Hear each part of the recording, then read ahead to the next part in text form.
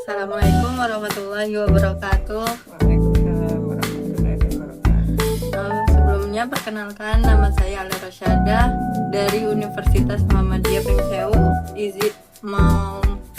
Mohon izin untuk bertanya beberapa hal tentang profesi ibu yang menjadi guru TK sekaligus guru ngaji di kampung ini.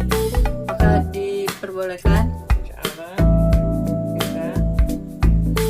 Jadi pertanyaan pertama itu mulai dari ibu menjadi profesi guru TK sekaligus guru ngaji itu dimulai dari tahun berapa dan itu awal mulanya bagaimana? Pertama mulai itu tahun 2011. Ketika pertama pindah ke sini, ada beberapa anak yang ngaji. Yang pertama itu sekitar 6 anak, dan itu dilakukan di dalam rumah. Kemudian karena dari awal sudah menjadi guru TK, jadi pertama pindah ke sini langsung ditawari oleh teman saya di Pringsewu untuk mengajar di TK beliau. Akhirnya saya juga mengajar di TK beliau, dan sore ada anak-anak yang mengaji walaupun masih di dalam rumah dan anaknya masih sedikit. Waktu itu tahun 2017, dan sampai sekarang alhamdulillah bertambah terus, dan sampai saat ini sudah mencapai kurang lebih 120 santri. Itu bagaimana cara membagi waktunya antara menjadi guru TK dan guru ngaji ya Bu?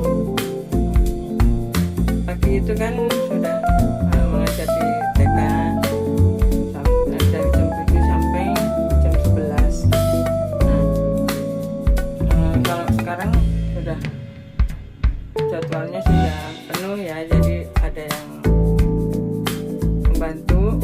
Jadi pulang sekolah langsung mengajar ngaji, nanti istirahat zuhur, istirahat soma ya, sholat, makan siang, istirahat sebentar, jam 1 sudah mulai lagi.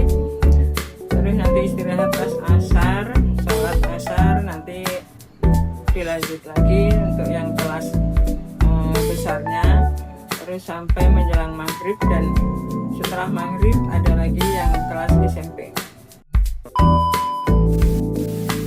Bagaimana ibu menanamkan nilai karakter dan akhlak kepada anak-anak yang mengaji di sini? Kita menetapkan aturan untuk tidak boleh berbicara kotor, untuk tidak boleh berbohong, dan selalu menanamkan untuk kejujuran, sopan santun, dan selalu menanamkan di hati anak-anak bahwa Allah selalu melihat kita. Nah, kalau misalnya ada yang ketahuan yang berkata kotor nih, ibu seperti apa menanganinya? Kita awalnya kita memberikan sanksi ya, memang anak-anak yang tentunya yang tidak menyakiti anak-anak, tapi membuat jera, seperti kita mengoleskan fresh care di bibirnya, dan itu nanti anak-anak yang lainnya kalau ada mendengar yang lainnya berkata kotor, langsung ini minta di fresh care karena ini bicara kotor, gitu. Ini bohong. Kalau misalnya dioleskan fresh care, apakah ada yang mengadu orang tuanya atau tidak? Alhamdulillah untuk sampai selama ini nggak ada, karena itu mungkin tidak terlalu menyakitkan bagi mereka mungkin ya, dan karena mereka merasa salah, ini juga justru takut untuk kepada orang tuanya. Itu 120 orang itu sudah dibagi dari pagi sampai malam itu ya Bu? Iya. Jadi yang usia TK dari jam 10 sampai jam 12, nanti yang SD kelas 1 sama kelas 2 dari jam 1 sampai jam 2, dilanjutkan untuk yang kelas 3 sampai setengah 3, terus nanti yang kelas 4, 5, 6 itu setelah asar sampai menjelang maghrib. Nah itu kira-kira orang tuanya membayar semua atau tidak? nggak semuanya, ada yang membayar, ada yang tidak, dan kadang ada yang membayar tapi sekedar uang sabun misalnya. Dalam 1 tahun ada yang amplop 100.000, ada yang 200, ada yang 50.000 1 tahunnya. Jadi seperti seikhlasnya gitu. Iya.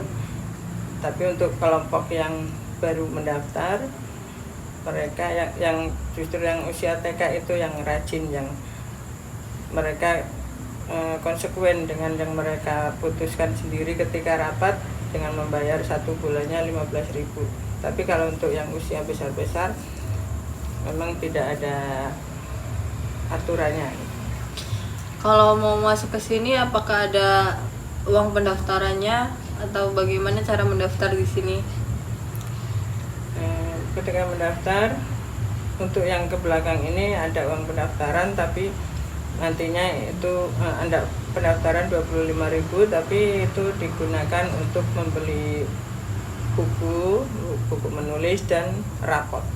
Jadi itu seperti kayak paket gitu ya, Iya, Bu? satu paket.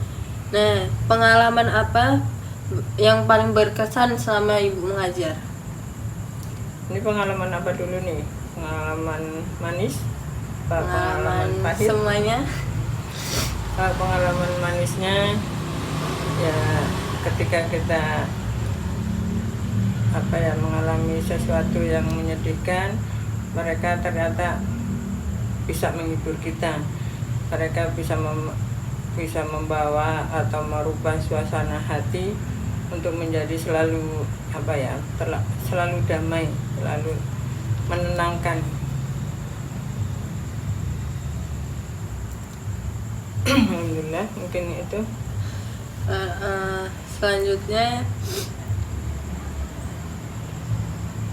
Ibu paling dari semua murid itu yang paling susah di kelas berapa kira-kira mengajarnya? Maksudnya susah mengarahkan Ya. apa susah ngajarin Susah anaknya? mengarahkan dan mengajarnya, ngajarin. Kalau untuk mengarahkan mungkin masih untuk usia TK ya, karena wali muridnya kadang masih ikut campur, seperti ketika nggak boleh jajan, kadang-kadang wali muridnya justru yang jajan. Kalau yang sulit diarahkan, diajari, Yang sulit diajari mungkin hampir setiap kelas ada ya yang sulit diajari, tapi jadi nggak ada yang kelas ini susah banget semuanya gitu, nggak. Kayak misalnya kelas yang TK ada yang pinter, ada yang memang susah gitu. Demikian juga untuk yang kelas 6. Untuk yang kelas 6 juga ada yang tetap masih ada yang susah sekali diajarkan. Nah, kalau misalnya kan ini diajari sampai bisa mengaji dan sampai khatam. Nah, kalau sudah khatam itu apakah masih mengaji atau sudah selesai gitu? Alhamdulillah ada beberapa anak yang sudah khatam tapi tetap masih mengaji, dan mereka mengaji Al-Quran sekaligus membaca terjemahnya supaya mereka paham apa isi Al-Quran itu. Baik ya, untuk pertanyaan terakhir, apa motivasi yang membuat Ibu tetap semangat mengajar hingga saat ini? Motivasinya, siapa tahu di antara tangan-tangan kecil mereka suatu saat akan menarik saya untuk menuntun memasuki surga Allah. Baik, itu saja yang saya pertanyakan. Terima kasih banyak ya Bu, sudah meluangkan waktunya untuk bisa diwawancarai. Sama-sama, mudah-mudahan sukses.